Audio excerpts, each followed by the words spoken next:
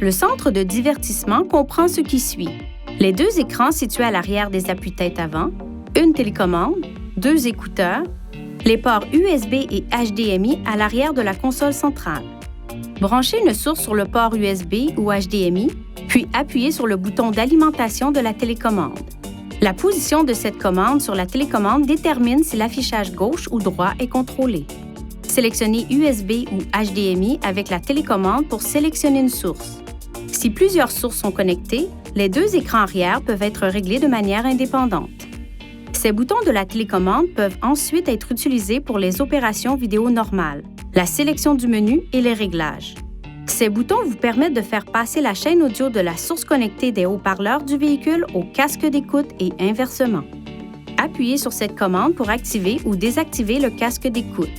Faites glisser ce bouton pour choisir l'écran arrière gauche ou droit. Appuyez sur ce bouton pour choisir le mode qui convient le mieux à ce qui est diffusé. Le témoin situé à côté du mode sélectionné s'allumera. Le casque d'écoute s'éteint automatiquement au bout de plusieurs minutes si aucun son n'est émis ou au bout de 4 heures d'utilisation continue. Il y a également des ports pour casque d'écoute filaire à l'arrière sur la console centrale.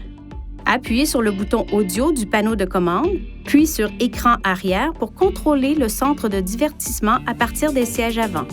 Gardez à l'esprit qu'il s'agit uniquement de fonctions comme la sélection d'une source, la coupure du son ou le verrouillage de la télécommande.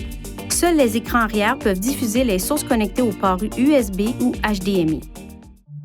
Veuillez consulter le manuel du conducteur InTouch d'Infinity pour des renseignements importants concernant la sécurité et les limites du système et pour en savoir davantage au sujet de son utilisation et de ses caractéristiques.